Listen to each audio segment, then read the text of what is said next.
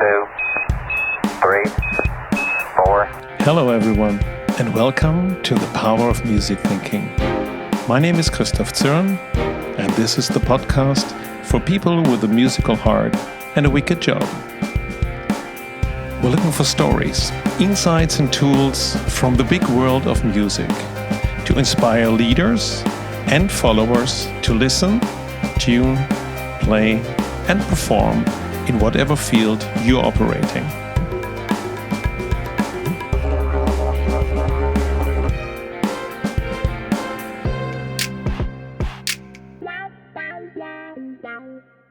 Did you know that music can help you to rewire your brain?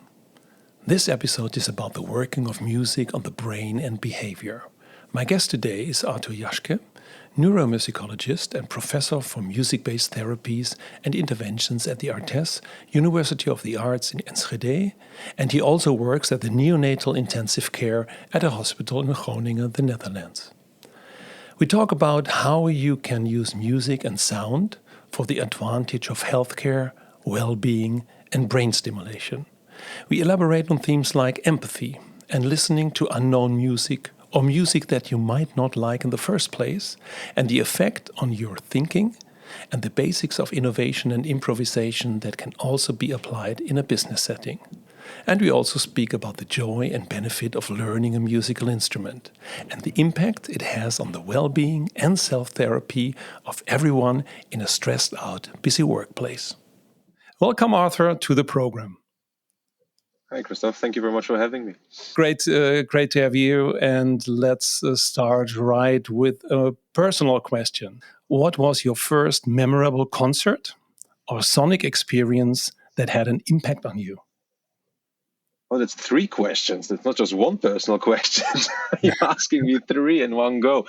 Most memorable concert. That's a tough one. I mean, I've seen so many concerts in my lifetime. I couldn't pick out one. My first Iron Maiden concert was such an impact. I mean, it was so great, the theater around it. Or the concert I've seen with Wynton Marsalis and his big band in New York. I mean, that had a huge impact on me.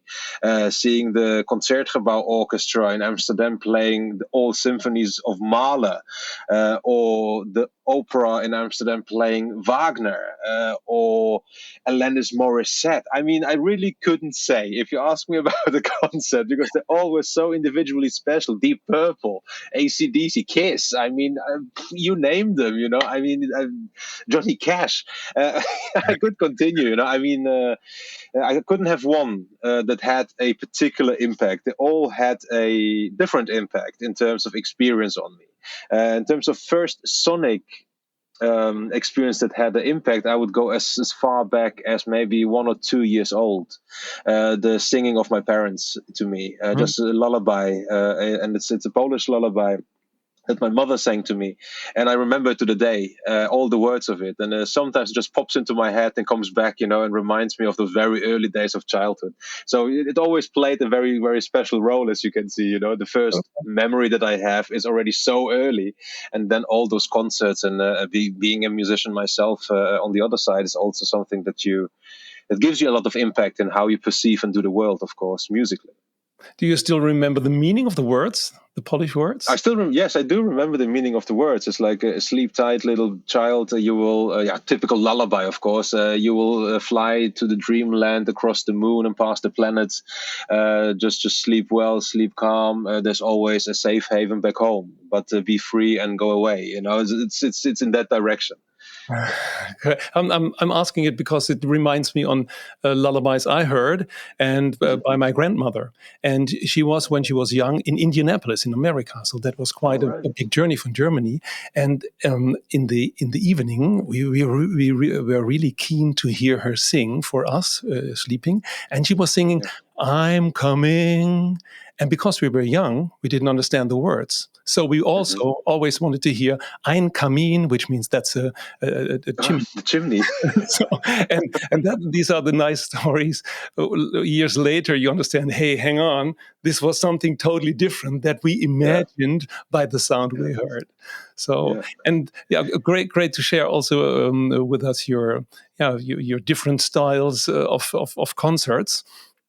From Iron Maiden, Deep Purple to Mahler. Did you hear all the symphonies of Mahler? Yes, Wow. all of them, even the not finished 10th. I mean, Oh, it's wow. it's. No, I'm a huge fan of Mahler, and the same with Wagner. I mean, if you go to a Wagner opera, you're just mesmerized. I mean, Gesamtkunstwerk. Yeah, he really tried, and he continued writing, and they all last for 4 hours, but it feels like half an hour, because you're so into the story and you lose yourself in it. And it's just the beauty of music, it's the different genres, the different styles. I mean, I've seen a hip-hop concert as well. Last I've seen a mix of a band from the Belmer here in Amsterdam. They combining rap with punk. And it's also a cultural mixture, because there are a lot of people with a Suriname background, and there's a lot of Dutch people in there, American people, English, and the whole band is an intercultural melting pot, and they're just combining those two seemingly different genres like punk and hip hop, but they work perfectly well together. It's amazing. It's such great guys as well. There's so much fun, and a fantastic band. Absolutely. Good to hear, because in Spotify, for example, talking about styles, I think they have 5,400 different styles. So it's not just jazz, pop, rock. No, we have three, and then the rest of the 5,400. And that's also the image that you're creating with all these different kinds of music. Also, Johnny Cash with a very distinct voice to a Wagner orchestra, and I don't know how many people are there in the pit, but I think 300, and also a lot of choir. So that's a real broad range of music. And this brings me to the part. Can you tell us a little bit more about your background, who you are, and what do you do for a living? Because this sound, let's say the soundscape we already hear when we hear the names, reflects a little bit that you are doing something very special. Yes, I work with music, so no surprise there. Now, well, as myself, I started off as a musician. I studied music at the conservatory in England, and really focused into jazz performance on double bass and drums. So done both. Why? Don't ask me why. I think I just wanted to broaden my chances to be able to play professionally. And during that time already, I started to really think about, what am I thinking while I'm improvising? Where is this improvisation coming from while I'm playing it? And this has led with a lot of different paths towards finishing a master in music cognition. So the working of music on brain and behavior has followed up even more studies around it. I'm not going to mention all of the CV. Finished a PhD on the topic of the effects of music on the brain in the end of the day, within the neuroscience and neuropsychology department. And now I am involved in a lot of research all around the world, and I'm professor for music-based therapies and interventions at ArtEZ University of the Arts in Enschede, as well as working at the neonatal intensive care at the hospital in Groningen. So that's kind of the in a nutshell, my way how I ended up here. But as you see, it was always the fascination, the passion for music, and on the other hand, the neuroscientific medical side, and how to combine those two. And I combined those in a way that you could say followed by passion and followed by what I've seen in practice. While we apply music to different populations, say somebody with dementia, or children with autism, or even the neurotypical, in inverted commas, healthy people. And how you can actually use music for that advantage, for healthcare, for well-being, for brain stimulation, for enhancement of cognitive functions. And that's in a bigger picture what I'm researching, what I'm working at, and what I'm earning my living with. Yeah. I saw you on TV. That was the first time. And this was an interview. And you also showed a video. And this was in a hospital of children that were born early. And maybe you can explain about what you did and what do you do with your team. And I think that's very interesting to really understand all these words like neuromusicologist and music therapist. So I might not understand all of it, but this explains a lot the power of music and also the way you're listening. And we heard in the way how broad you can listen with all these different styles. So you can imagine, if you go into the example, as you said, with those neonates, so extremely preterm born children. So you can imagine a child is born at around 35, 36 weeks. That's a near term. And there are children that are born extremely early or too early. And too early means around 30 to 28 weeks. And extremely early can be even as early as 25, 26 weeks. So there's even children that are born 24 weeks into gestation, so into pregnancy. So that is extremely early. And to give you a context, a child that is born extremely early is not developed yet. So the organs are not ready yet. So there could be problems with breathing. There could be problems with the heart, with the liver, with the stomach, with all intestines, if you want. General body movement could be a problem because the brain is not fully developed yet and not ready for this world, in inverted commas. So the children are starting off their life with a huge deficit, a huge biological deficit. So they are not as lucky as we were when we were born near term, a bit late, that we were completely ready for the world. So what we do is we put them in incubators, and those incubators, they are warm. They try to imitate the womb as much as possible. And unfortunately, as those children are so fragile and they have multiple problems, we have to attach them to different machines. So some are on a breathing apparatus, some are helped with eating. They've got an infusion going on, of course, so we can feed them also via tubes. There's oxygen going in there. So it's an intensive care unit. So there's somebody with them 24/7. We always check on those children. But as you can imagine, you are, or I take it around, I turn it around. Imagine you are fast and fast asleep. And you are dreaming of the most beautiful islands and a cocktail, and you're lying there on the beach enjoying a beautiful holiday. And out of the sudden, somebody storms into your bedroom and awakes you with a flashlight right into your face, with a lot of noise and a lot of sound, and tells you to stand outside in the rain where it's minus 20. Wow. That would be the experience of a child that was born too early and is coming into this world. It also happens with a child that is born term, but there, you are more prepared for it if you wish. So a child that is not completely prepared, it doesn't know what those inputs are, what all those things are around it. It can't breathe. It's grasping for breath. It's still not ready. The brain is confused. The child is confused. So that's why we put them in this enclosed space, in the incubators, where they can be as safe as possible, and to give them the best medical care that we possibly can. So that's the picture. So you have not an idea how bad the child is. And maybe also good to just breathe for a moment, to really let the picture come in. And some people might have experienced this or might know people. And so we know this is really a severe situation. Yeah. And now the music comes in. Now the music comes in, indeed. So you don't have to imagine the music to be a whole CD or a whole song by Beyonce or Mahler. It would be too much. As I said, it would be as having the flashlight in your face and shoving you out into the rain. So what we do, we have on the one hand, a special training that we offer together with New York and the hospital in New York, that we train music therapists, so people who are studied to provide musical interventions for people, and we train them especially for the neonates and for the neonatal intensive care. So they know how to use it and how fragile those children are, so they don't overstimulate them. So what this music therapist does, it picks, for example, one chord on the guitar. Pom, pom, pom, pom, pom. That's it. And it repeats that. So the music therapist will repeat that, sitting next to the child in the incubator. Maybe you can open the door of the incubator or not. You can see how it goes. And they're playing that song. Sometimes the parents are there as well, and they start humming along or singing along. And what you see is that very minimal amount of sound. It is music. Yeah, what is music? That's a different discussion. I think John Cage's 422 is also music, but that minimal amount of sound is stimulating the child in a special way. And what happens with the child is the child starts to turn towards the music. So it's interested. There's something happening cognitively. So in the brain, there's something happening. Then the child turns to the parents while they are singing along or humming, because it recognizes the voices, of course, because it was in the womb. Then it turns again to the music therapist. So there's communication through that music.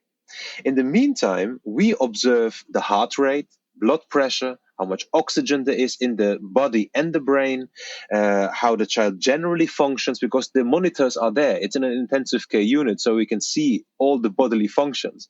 And what we see is that there is more activation in the brain, so the child gets stimulated, not overstimulated, but stimulated, and is interested in what's happening. And biology has taught us once there is stimulation in the brain, there is creation. So if you stimulate the brain, there will be nerve cells created, there will be connections created, and that will stimulate the growth of the brain. So in a child that has been born with not enough connections, because it was too early, we really try to boost and help the child to grow more of those nerve cells, and in turn more of the bodily function, just to gain weight. They eat faster when they listen to music, or they interact better. So that's where the music comes in at the neonatal intensive care. So they learn via their ears. Yeah. Pretty much. I mean, they're not really learning, but what they are doing, they are expanding the blueprint.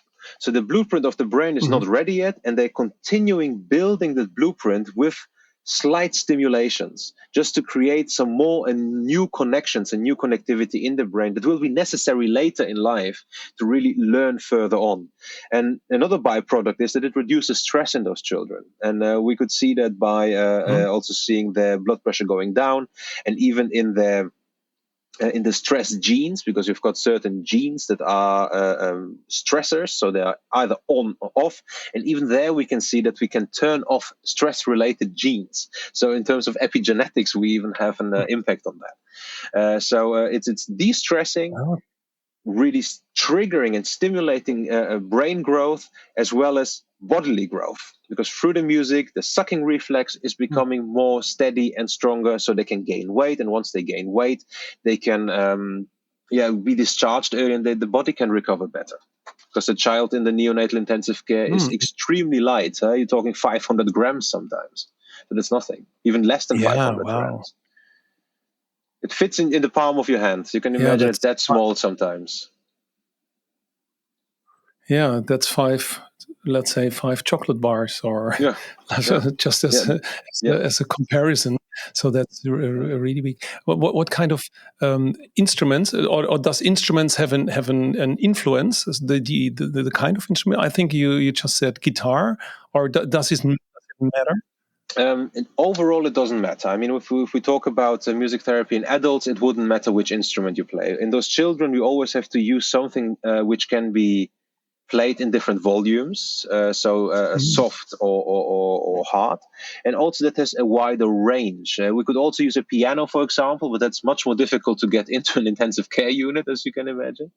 And a guitar has a wide range. It's a soft sound if you use nylon strings. You can do a lot with it, and it's doesn't create a barrier. I mean, wind instruments sometimes, because they're kind of sticking out and they're long, and they're kind of strong sounding, can create a barrier as well. And it's sometimes very difficult. I'm not saying that it's impossible, but it's very difficult to play one chord on a clarinet. You could, but then and you could change and shift and modulate. Of course, it really all depends on the ability of the therapist. But guitar seems to work very, very well. And another thing that we use is an ocean drum, so a form of a percussion instrument, and it's a huge round drum with 2 drum heads, one at the bottom, one at the top, and inside there are small balls, little iron balls, and if you move the drum around, it sounds like the waves of the ocean. Mm. So, and that creates Oh, nice. the sound of the womb. You can test that when you close your ears with your fingers. You hear that that's your blood flowing through your body, and that ocean drum is recreating that sound. Yeah. Oh, that's smart. Smart. So it's not something like a hang drum, or it's not an instrument to play with. It's more a sound, let's say a sound effect, or Yeah, like a natural sound you bring in. exactly. That's Yeah. also something when I talk with people that make a healthy workplace, because sometimes in all these big offices, people are talking. You hear a lot of noise, and the Yeah. architect didn't think about how to dampen the sound. So there's a lot of noise going on, and Yeah. sometimes the people say play wind effects or Mhm. birds, something like this. But that's not something that you would use.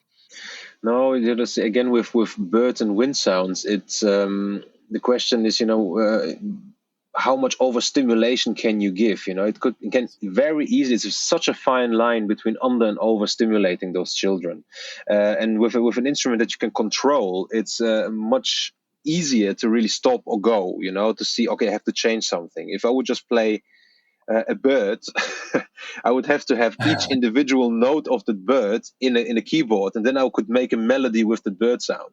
Then it would work. But just Yeah, replaying a CD with a bird, or playing a CD with music on it, recorded music wouldn't work either. It would be too much. It is exactly that. yeah, That application of very tailored and specific to the child's needs, and how the music therapist plays. Sometimes they choose to play one note or two notes, pom pom mhm, pom mhm. pom, and see how the child reacts. And you see, all right, it reacts, all right, let's do three notes, pom pom pom, and then you can slowly but surely build. And once you see that the child is not comfortable with the three notes, you can immediately go back and maybe play quieter, faster, because the heart rate is going up, and you're trying to catch the heart rate and bring it back down again. So that's all Mm, those mm. things that live performed music in the ICU is Yeah. extremely important, because you can really tailor it to the needs of the patient. Yeah, that's also what fascinates me so much on music, and why I call it music thinking, Hmm. because you have a performer in some way, and you have a listener, Yeah, and it's not just performing, it's not just making a CD, it's just the interaction, and the yeah, listener in this example also influences the music, because actually they play together yeah. in this way. That's Absolutely. I mean, the listener becomes the performer, and the performer becomes the listener. It's yeah. it's becoming a reciprocal process. It's because you're not just there sitting and playing your song waiting for an applause, and that would be a pure performer. Well, not completely, because you always get something from your audience, but that's again a different story. But in that respect, you really are in tune and trying to be in tune with your patient. So with either the child, in the incubator, or maybe even an elderly with dementia. It really doesn't matter which extreme spectrum you choose. You're really trying to be in tune with that one person, and the language you're using is music. That's what connects you to. You may be Mm. of different cultural backgrounds, you may not speak the same language, you may not understand each other with hand and feet, but once you start to play music together, or start a conversation through the music, you both become the performer as well as the listener. So that's the reciprocity in it. Yeah, yeah, absolutely. Can you just mentioned dementia? Did you also design interventions for, let's say, the business, or for sometimes we have something like a team building workshops, or people have a conflict in some way. So let's compare it with what you just told us. That then it sounds very profane, but. But still, there is a problem. Did you think about also interventions in bringing people together? I mean, we can Like, definitely take interventions that are already present within music therapy or music interventions and bring them into the business world. I mean, as you said, there's a conflict, so you're trying to resolve something, and there's multiple approaches that we could use to not just resolve the conflict, but maybe be able to reflect upon the conflict, why it happened in the first place, because that's what music therapy does. It's not just solving the problem as it is, I'm ill, help me. No, we're trying to find the core of the problem and really tackle that. So if you look at the business conflict, you could say, well, why not put those two parties in a room together and let them write a song under supervision, and start like that, or pick an instrument and just see how do you see the conflict arose? Which instrument would you pick? And subject A would say, I'm going to pick the drum because I'm just going to beat on it, and it's just frustrating me, and I'm angry. And say the person is associating the drum with anger. And on the other hand, somebody would say, well, I would like to pick the flute because I have a very thin and light voice, but nobody hears me. So already just by them picking those instruments, okay, that person A is frustrated about the choice. That's where the conflict comes from. And on the other person does not have the sense of being heard. And nobody said anything, but you already have an idea where it's going. And then you let them two play together. Even they don't have to play the instrument. They don't have to know how to play the flute or the drums. Just let them make sound and noise. And now you're going to realize that the person playing the drums plays very, very softly or hardly at all. And the person that plays the flute tries to blow the living hell out of it. Now the idea changes, because the person that thinks that it's not heard is actually the one that is screaming the most. And the person that is frustrated, where you thought it might be anger, this is the person that is not heard at all. Because he's or she is playing very, very quietly. So he thinks, okay, I can't do anything about it. Why are you screaming? We can't. And the more you do those, they still haven't said a word. And that's a process that you really go into. And you could say, right, how can we resolve this? How can we find where it's all coming from? And then you start talking with them and say, well, maybe you can put it into a song. How about, and then the music therapist would play along on the piano or on the guitar to really give them a framework. And coach them through that idea, so it would be more music coaching rather than music therapy. But you see, you can use those techniques from music therapy and bring them into the business coaching side. Absolutely. By the way, that's a fantastic idea. I have to write that down and sell it. There are some approaches in doing this. And I talked last week with Wolfgang Stark. He's a professor, and they were working with the table, the reactable, and it's also an iPad app. And different people can play together, so they don't have to learn the instrument. The instrument already does a lot. And in the way how they interact, you can see how people. So the question sometimes is, who was acting the most? Who did not play? And I did an intervention with 20 people playing an A4. Everybody has just a piece of paper, and the idea was making music. So it sounds silly, but the good thing is it sounds silly for everyone. So that's the easy part. And then try to make music with it, and whatever music is. So we just had it about Cage 433, or so everything can be music. And the question is, how do you interact? How do you do something together? Did you hear me doing this? Did you hear me doing that? And did I hear you while I play? Oh, maybe not, because I was playing. I couldn't hear you because that's my sound.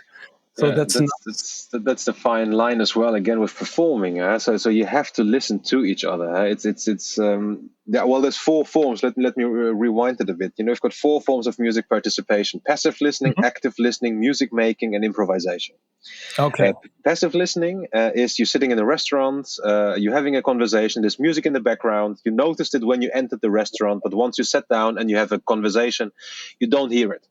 Your brain does, but you are not actively hearing it. Until the moment that the song comes up that you remember or that you recognize. And you say, oh, hang on, do you hear that? Remember when we were in Ghana, I don't know, sitting somewhere in a restaurant eating there? Remember that moment? And out of sudden, your brain tells you, hang on, there's something we recognize. Maybe we have to shift our focus. And you're shifting your focus to that song. And in the situation that you have mentioned, it could be exactly that crossroad between passive listening, so I couldn't hear you because I was playing myself. I was so focused and so into my own thing that I couldn't hear what was happening around me. Or there is the group of people that say, well, but I was listening everywhere because I recognized everything and I tried to get in there with my own thing. And once you combine those two, you get into music making. And the music making part needs passive listening as well as active listening, because you don't always listen 100% to a drummer while you're playing in a band, because you know he will keep the beat or she, so it will be fine. You know, you can trust them. So you can just leave it in the passive listening area and actively listen to, for example, the singer while you're trying to create a solo around them. Just mentioning something. And the last thing is the improvisation bit, where you need all three. So you need passive listening, active listening, and the music making part, as well as an additional brain capacity of creativity and of creating something out of completely nowhere. It's not completely nowhere because you learned your vocabulary, whether it's musical or whether it's language. And that's something that I'm discussing in depth and in length in my upcoming book. I'm going to make some advertisement. It's going to be there in November. It's called Future Music or Toekomstmuziek. And it's exactly that what it's going to discuss. It's about we can improvise already. It's not something that we should be afraid of. And a lot of people, you know, like you said, with the 4 A4 papers, they think they're silly making music with those papers. But we are our worst judges. We are our worst critics. And once we're trying to aesthetically understand the world around us, we will always place ourselves below others. And that's why we think that we cannot improvise. But we are improvising each and every day. While we're having this conversation, I didn't prepare anything because I didn't know what you're going to ask me. So I'm improvising my way through at the moment. But I learned the vocabulary. Yes. I learned something like words, like knowledge in the field. And I'm using this to answer your questions. In music, it's the same thing. You learn all the things you can, notes or playing with an A4 piece of paper, and you're just using it in a different context. The brain areas are exactly the same. In a business environment, I mean, that brings people out of the comfort zone, using a medium they would usually not be comfortable using, and saying, well, here's an A4 piece of paper, Yes. let's make some music with it and see how far you get. Oh, no, I can't do that. No, never did. Yes, you can. Because there's nothing else, there's no difference at all than having a conversation with a business partner across the world.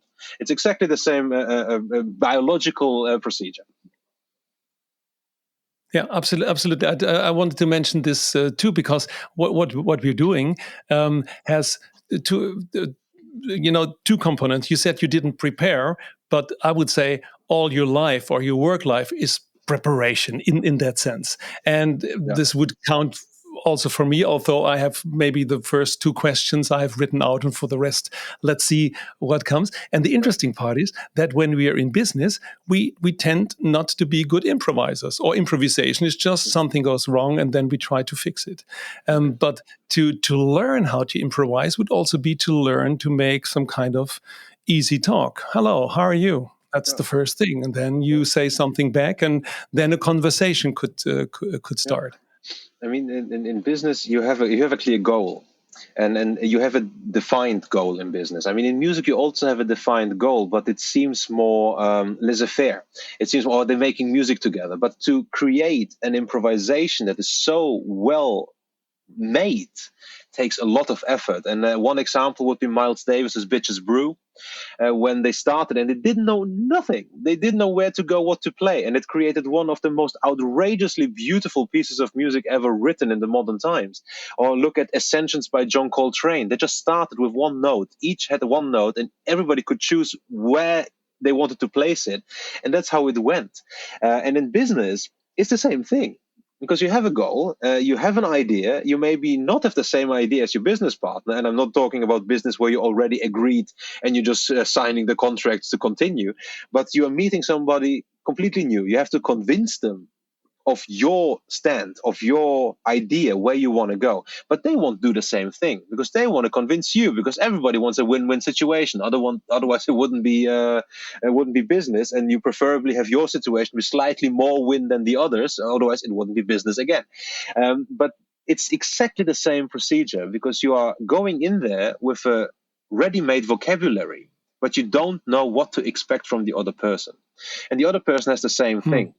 And what I see often in real life is where it clashes, and that's from my neuropsychology and psychology education. Where it usually clashes is anticipation of the other, and what they think and assume about the other person. So it's anticipation and assumption of the other person. So it's a lack of empathy.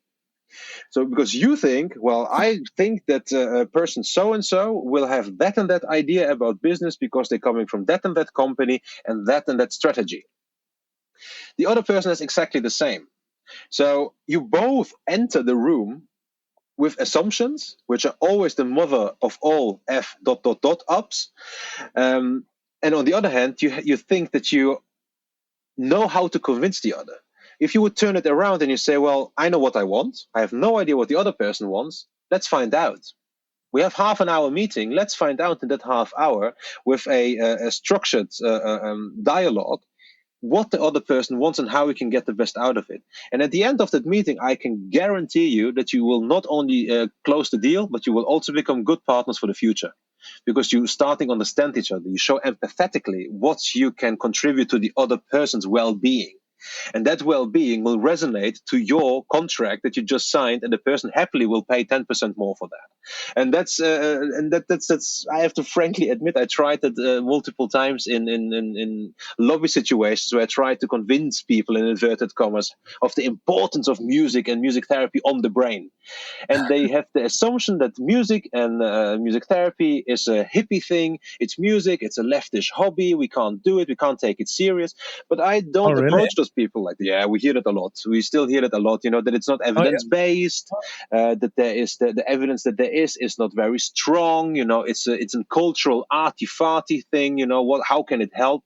But if you approach them, not just with the same language that they speak, but with no assumption and with the empathy to find out why they think that you are arty-farty and hippie, then you can actually turn them around. And the key in there is use the same language, understand the language of the other, and try to match your own language to theirs. So if I speak with a medical doctor, I try to talk like a medical doctor, using the terminology. If I would speak to a business person, I would try to use the terminology as much as possible, translating music and music therapy and brain-related sciences or neuromusicology, whichever you please, into a business-related model.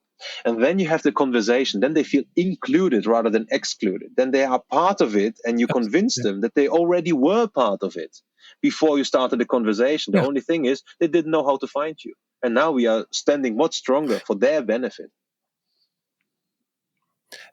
Absolutely, what you just said is actually that's your empathy to choose the right language or the right words to talk with these people, and that's also the link to the very beginning of our talk, of our conversation. So the empathy is really just to connect, and I always say in the way how I work, I made a framework, and empathy is one of the 6 Qs, and I always say empathy is not a one-way street. It doesn't mean that you have to have empathy with me.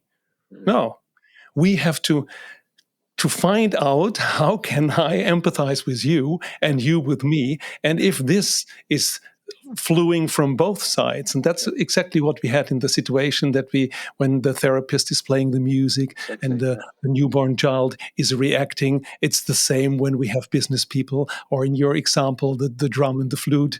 And there is something where you stop doing things like you thought it should be done. There is the opening from, hey, there's something more than just me. And that's an interesting thing that I like with music therapy. And maybe it's just the word, because we have to change the word. If we go to if in the business context, I would always say I'm a coach, or I'm a facilitator, or I'm a trainer. And if I'm saying I'm a business therapist, then people would say, okay, no, we don't need you. Yeah, the thing is, as you say, empathy has to come from two sides. If it's a one-way street, it's called pity, not empathy. Yes. So you're pitying the other person, and that's it's extremely clear, and exactly what you say in relating this to the neonatal intensive care.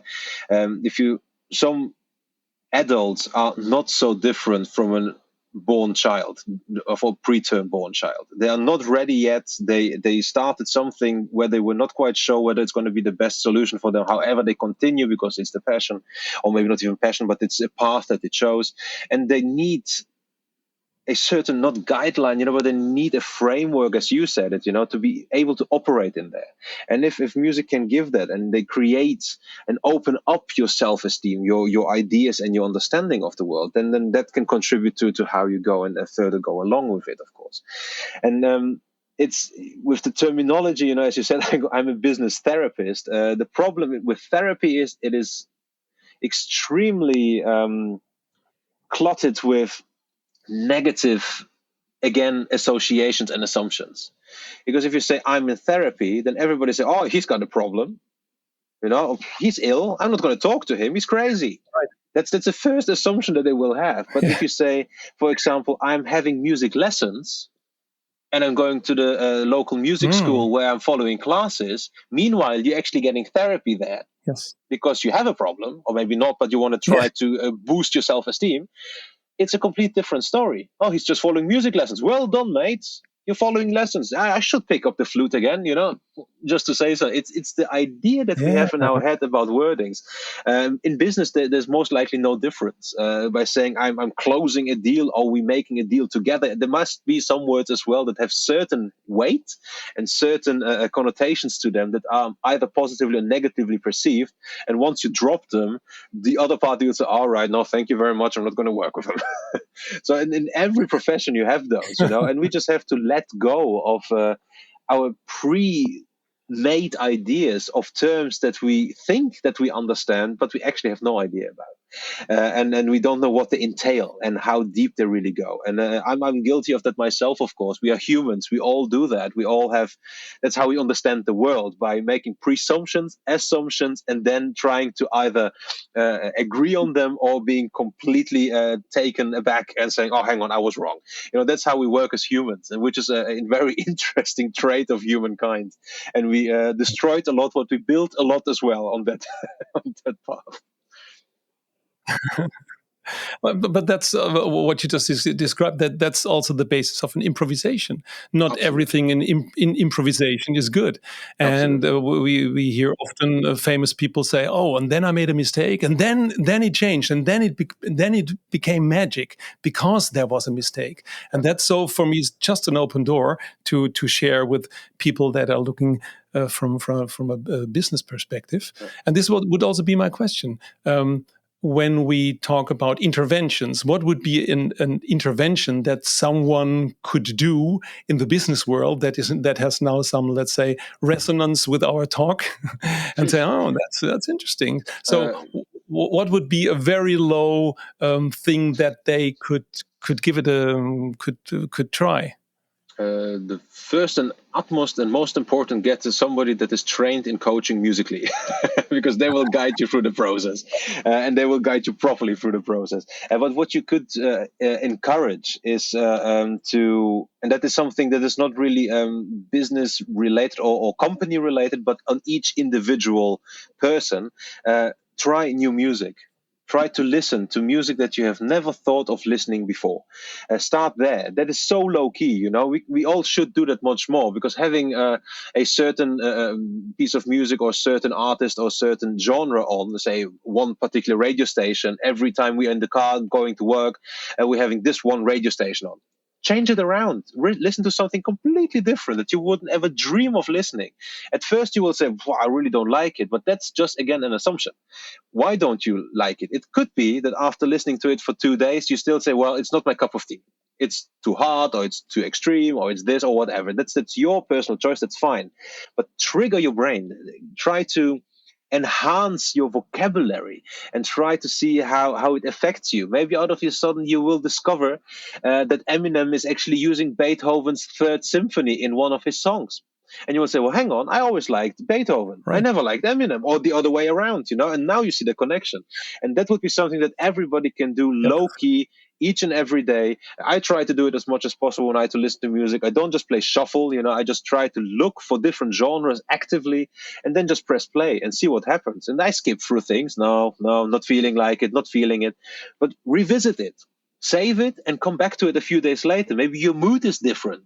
Maybe the light as it comes into your room is different. All of a sudden you do like it. And give it a chance, enhance your vocabulary, and really listen to new music. Every music is beautiful, from Andre Hazes to death metal Dimmu Borgir, just to say two extremes. It doesn't really matter. They all have something beautiful in them, and music doesn't discriminate, and neither should you against music. Wow, that sounds something that's very easy to do, because we all have a Spotify or Absolutely. some comparable account, and there are also playlists. I have to look it up and put them in the show note. There's a playlist that goes through all the genres, for example, in Spotify. So every song will be different, and you can skip it easy. And sometimes it's what you just said, maybe not the moment. I have another thing that I started 2 years ago. Just to learn a new musical instrument, an instrument that's maybe far from where you normally would do. And I picked up the shakuhachi. It's nice. the Japanese flute. Japanese bamboo flute. Do you also wear the beehive? Not yet. Not yet. But that's an interesting thing, because these monks, they put a beehive above their head to play. This means they have to play by heart, and it means it's not really intended for other people. It's like a sonic meditation for you. So it's not to play as a performer, it's just to find yourself. And that was interesting. And the first thing that you learn, and I like this, I would not say the most, but this is a really nice part. You have to learn the notation. And it goes from above to down and from right to left. And it has certain way. And only this score helps me to understand hey, wow, come on, that's really something different. And I'm a beginner again. I have to unlearn other things. For example, there were certain ways that you would do with a normal flute. That's not allowed. That's not the style. So you have to do something else. That was interesting. And maybe that's an extreme example, but also other instruments that are very easy to use, or a lot of digital instruments nowadays can be easy just to shape your hearing. Yeah, definitely. Even if you don't play an instrument at all, just pick one up. Just go to the local music store and just get one. Whatever takes your fancy. I mean, guitar is easily learned. The basics. I'm not saying going into professional guitar players, or the bass, or the ukulele, or a bongo. I mean, whatever your neighbors allow.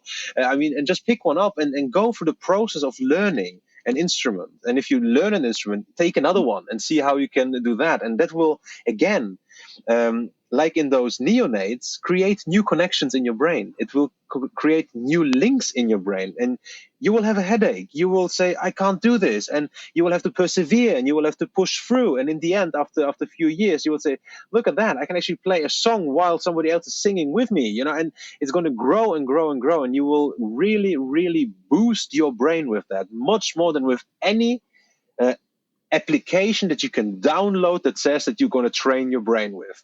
They are great pastimes if you have 5 minutes to wait for the bus, but they are not so good to really train your brain. If you really want to train your brain, pick up an instrument and play music. And the shakuhachi, the notation, I was just curious, the notation is about the length of breath, isn't it? When it's the length of the stripe, and so it was that. I remember it in my conservatory times in Dartington. We had a shakuhachi player. She wasn't really allowed to play officially, but she wanted to break through the convention, and she always performed with the beehive, so you couldn't see that's a woman, And she said, well, while I have the beehive on, it's not just the meditation for me, but it's also so nobody can see that I'm actually a female who is not allowed in the tradition of shakuhachi players to play it. And she was amazing, and she told us exactly about this length of tones of breath, of how you can interpret that again, and how much improvisation there is in it, and on the other hand, how much strict notation as well. And it's an absolutely beautiful instrument. So picking up an instrument and training your brain, actually, just to add, would be your own therapist and call it differently. So maybe that's the biggest insight. So Artur, thank you very much for this conversation. How can people come into contact with you? Is there a website? Would you like them to follow you on LinkedIn? What would be, if people have a question, how should they contact you? I mean, it's all possible. You can follow me on LinkedIn. I'm there, and I am rather active on LinkedIn. I don't know why, but I actually do it. I've got a personal website as well, which is arturjaschke.nl. So we can put it into the description maybe as well. And we've got the website for the professorship for music-based therapies and interventions, which we can also share, and people can follow all developments on that side as well there. So if you feel free to get in touch, feel free to email or message me via LinkedIn, and I'm going to more than happy to answer all questions that you have. And it was an absolute pleasure, Christoph, to have this conversation. Thank you so very much, and more to come, I think. I mean, we're not quite there yet, but I have the feeling that there's going to be more conversations and more active music making. Double bass and shakuhachi was always my dream. Thank you so much for listening. I really appreciate this, because listening is one of the top leadership skills, and I feel honored about this. It is my mission to find, create, and share inspirations for meaningful collaboration based on music analogies. If you want to support this, please subscribe to the podcast, give us a rating, or write a review on iTunes or Spotify. And more inspirations can be found on musicthinking.com. We have a blog, and you can download the Music Thinking Framework. And finally, I would love to hear your feedback. And if you need help with a business challenge, please reach out to me via email, podcast@musicthinking.com.